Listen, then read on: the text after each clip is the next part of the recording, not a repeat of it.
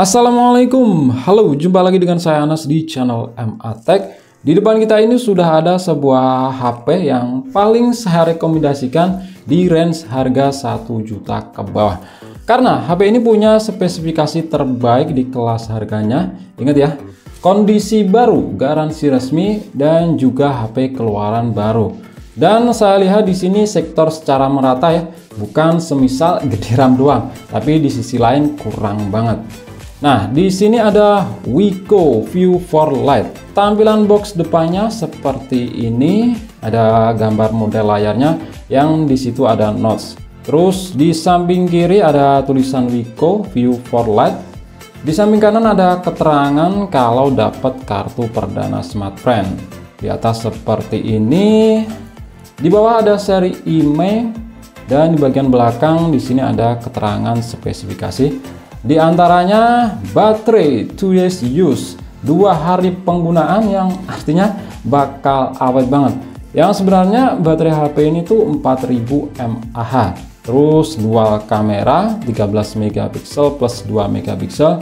Nah, ada sebuah keterangan yang ditutup di stiker. Kalau dilihat samar-samar sih keterangannya memori ya, mungkin karena boxnya cuma satu tipe aja. Sedangkan HP-nya ada 2 versi, 2/32 dan 2/64. Terus 1,8 GHz octa-core, layar HD+, 6,52 inch, 5 megapiksel selfie dan Android 10. Oke, sekarang kita buka aja. Nah, di dalam boxnya yang pertama langsung disambut si HP-nya yang masih ada di dalam plastik. Kita kesampingkan dulu. Terus di sini kita dapat kartu perdana SmartFriend. Ada SIM ejector.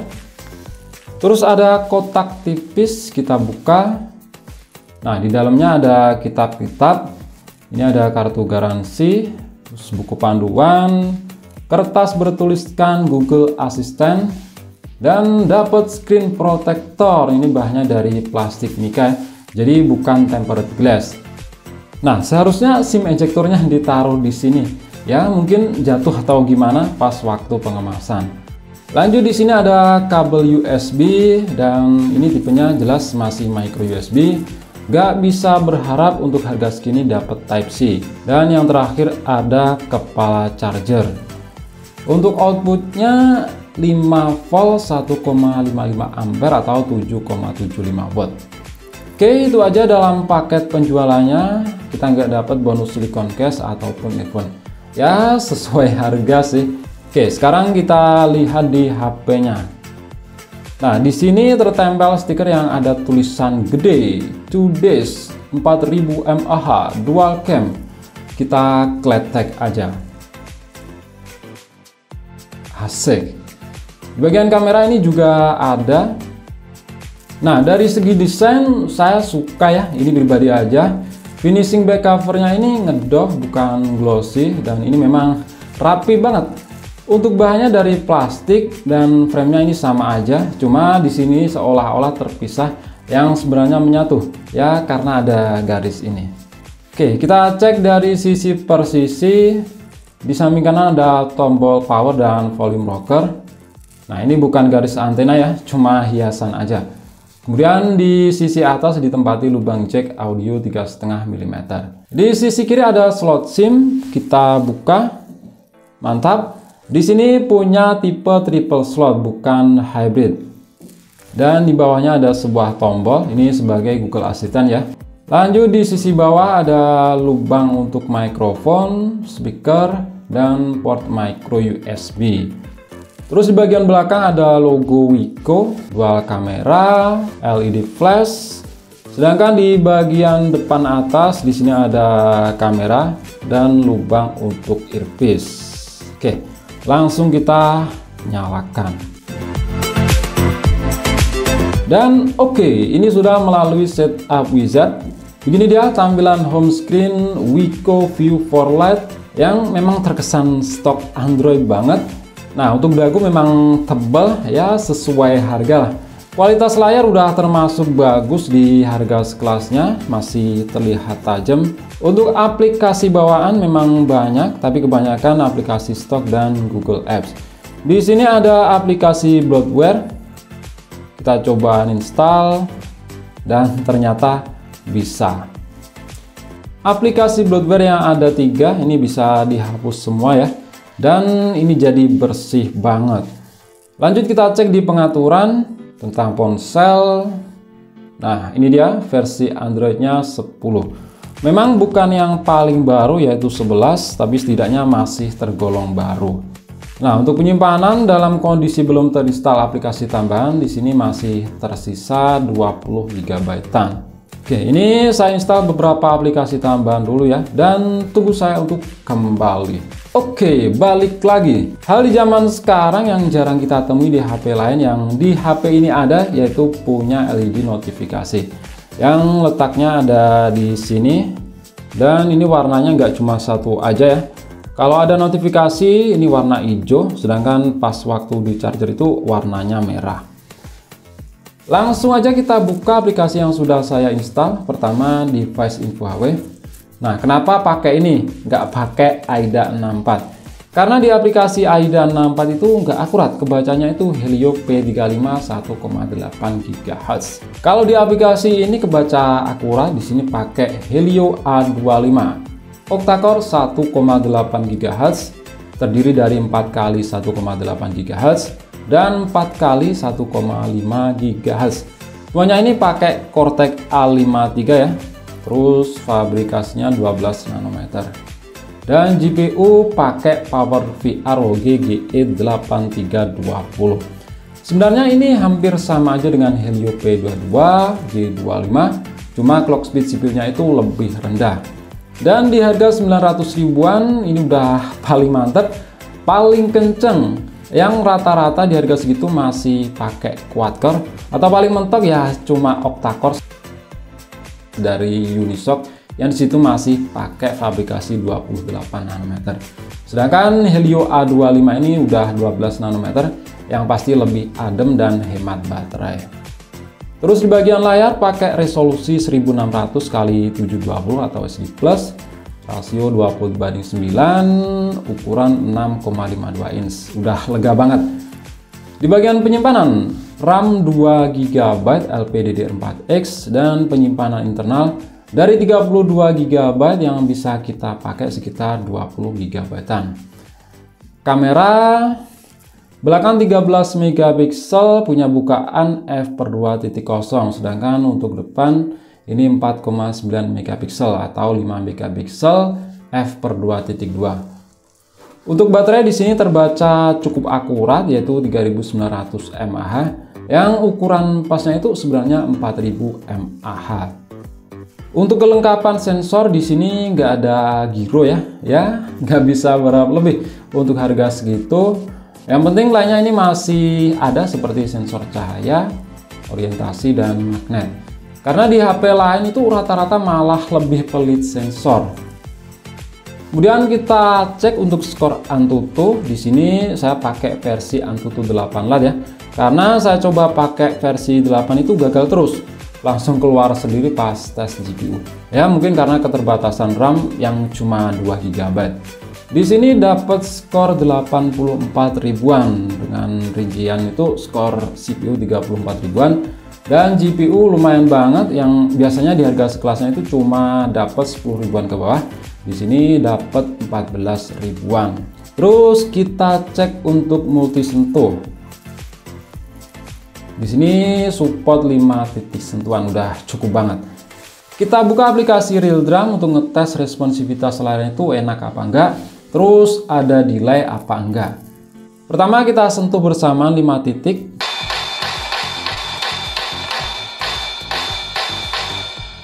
Mantap, di sini aman ya, nggak ada bagian sentuhan yang telat. Terus kita main secara beraturan dengan tempo.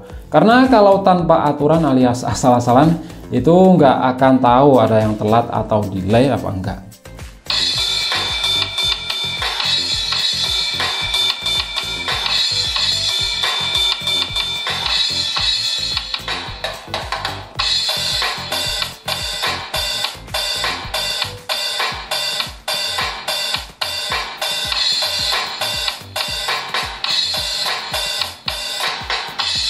mantap. Di sini nggak kerasa delay, respon banget. Bahkan ini respon layar paling enak yang pernah saya temui di harga sejuta ke bawah. Selanjutnya kita coba untuk bermain game. Ini 2 game aja ya yang kita coba. Pertama yang lagi viral yaitu Sausage Man atau manusia sosis, dan satu lagi Mobile Legends. Nah, untuk bermain game supaya lebih lancar, di sini ada mode yang dinamakan itu game mode. Ini kita nyalakan. Di sini akan membersihkan semua aplikasi yang berjalan di background ya. Oke, ini udah masuk ke dalam game Sausage Man atau manusia sosis. Nah, untuk pengaturan layar secara default dapat seperti ini. Tadi udah saya coba. Kalau playable sih playable, tapi masih kurang gimana ya, kurang lancar. Itu kita atur paling rendah aja di sini. Kalau ekstrim ini bakal berat banget. Untuk resolusi Battlefield ini kita atur ke high, dan frame rate-nya itu kita atur ke high alias 60 fps. Terus untuk gyroscope di sini jelas nggak bisa ya, karena ya memang ini nggak ada gyroscope. Mana sih gyroscope? Nah ini nggak ada. Terus kita atur mode operasi. Nah, auto tembak ini kita offin aja. Oke, ini mau mendarat. Jujur saya tuh lebih suka game ini ya daripada FF ya. Kenapa ya, karena karakternya itu unik-unik dan itemnya juga unik-unik, jadi disitu nggak menguras emosi, malah ketawa-ketawa sendiri. Nah, di sini mau turun itu, ini bukan pesawat, ini kayak gerbong kereta ya. Kayak gerbong kereta. Ini kita turun aja.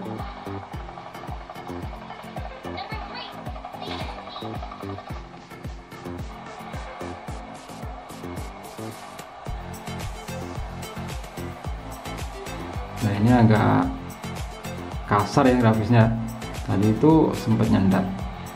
Kita lanjutin aja pakai apa yang lupa, resolusi Battlefield High. Ini layar Battlefield kita coba ke ekstrim, nanti tuh pasti bakal apa itulah, ini bakal berat banget.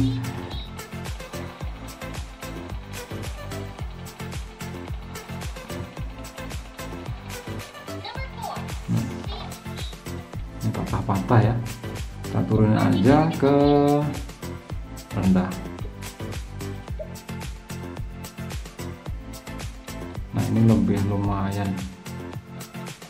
Ini masih kurang enak sih. Nah, loh, FPS drop kita turunin lagi ke resolusi Battlefield ke mid aja. Nah, ini lebih enak, lebih playable. Nah, di situ ada babi. Nah, saya kemarin tuh ketawa ya naik babi ngepet. Ini kita coba naik ya. Ini menuju ke sini aja lah. Gaspol. Ini babi jalannya cepet banget. Nah, untuk FPS-nya kalian bisa lihat di sini ya. Nah, itu 39, 44, 35, 39, 44. Memang nggak bisa stabil ya. Turunnya itu memang cukup jauh, kadang 45 sampai 33, di 21, 40. Kalian bisa lihat di situ. Gimana sih nggak ketemu musuh? Nah, itu turun sampai sekitar tadi 20-an. Nah, kemudian di sini kita lanjut ke game Mobile Legends. Untuk settingannya ya paling enak, yang paling cocok dengan HP ini ya setting pada grafis rendah aja. Karena saya udah coba di setting ke sedang atau tinggi, itu sering banget mengalami frame drop. Dan di sini mode hack frame rate itu ada ya, kalian bisa lihat. Kita aktifkan aja, dan juga mode SD kita aktifkan. Nah, ini main di mode brawl, karena di mode brawl ini lebih sering menampilkan efek yang disitu lebih berat ya.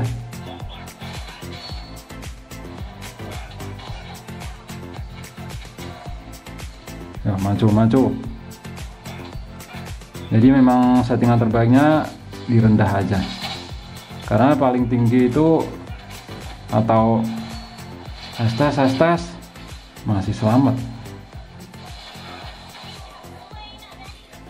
Ini hampir kalah karena nggak bisa fokus kalau main sambil ngomong kayak gini. Nah, kabur dulu dah, kabur.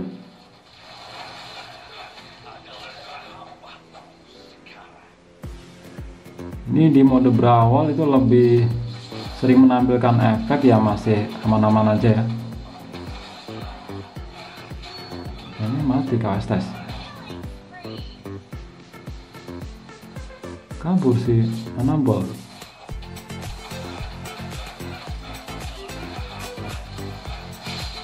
Dan untuk top screennya ini juga enak ya. Maksudnya itu nggak ada rasa delay ya, sama seperti pas main Telegram tadi. Duh, ini fix mati beneran mati. Main sambil ngoceh kayak gini ya jadi bingung karena bukan apa itu YouTuber gaming.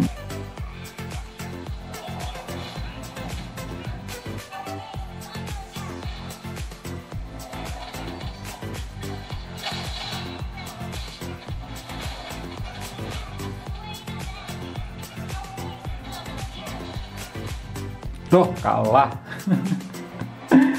Nah, pada intinya untuk game Mobile Legends ini ya masih lancar-lancar aja ya. Cuman ya harus bisa nyesuaiin settingannya. Harus disetting pada settingan terendah, dan itu mode high frame rate, mode SD kita nyalakan nggak apa-apa. Dan di sini memang nggak kerasa panas ya untuk Helio A25 ini. Ini cuma anget-anget aja. Lanjut kita lihat di bagian kamera.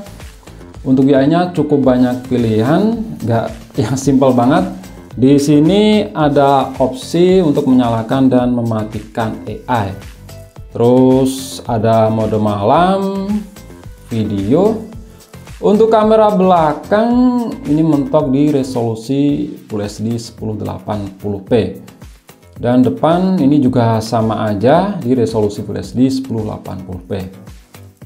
Terus ada mode foto, potret untuk bokeh-bokehan, dan pilihan untuk merias wajah seperti memutihkan, saturasi warna ataupun stiker. Oh ya, di sini ada mode profesional atau manual, bisa pakai manual fokus dan juga shutter speed. Tapi sayang, mentok di setengah detik aja. Terus ada mode selang waktu dan slow motion. Untuk hasilnya kalian bisa langsung lihat aja sebagai berikut.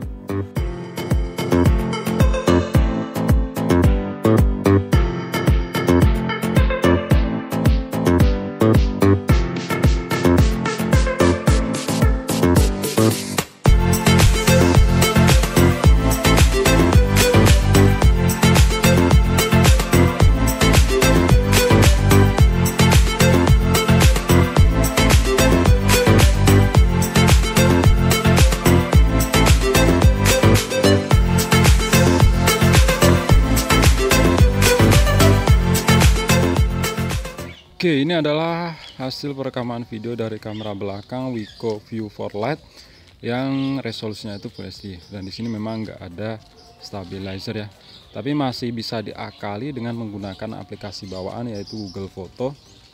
Nanti saya perlihatkan untuk hasilnya. Kalau untuk kualitas warna sih ini udah termasuk bagus sih ya. Oke,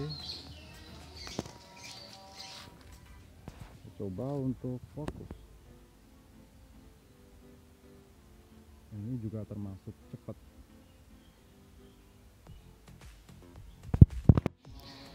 Oke, ini adalah hasil perekaman video dari kamera belakang Wiko View 4 Lite yang resolusinya itu Full HD. Dan di sini memang nggak ada stabilizer ya, tapi masih bisa diakali dengan menggunakan aplikasi bawaan yaitu Google Foto. Nanti saya perlihatkan untuk hasilnya. Kalau untuk kualitas warna sih ini udah termasuk bagus sih ya. Oke, coba untuk fokus. Dan ini adalah hasil perekaman video dari kamera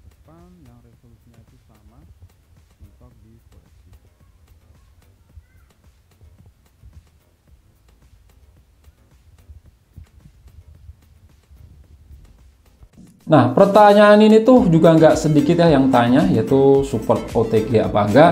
Jadi jawabannya bisa. Ini sudah saya colokkan flash disk OTG. Dan kalian bisa lihat sendiri, ini terbaca ya. Dan bisa juga pakai perangkat lain seperti mouse, keyboard, gamepad kabel, dan lain-lain.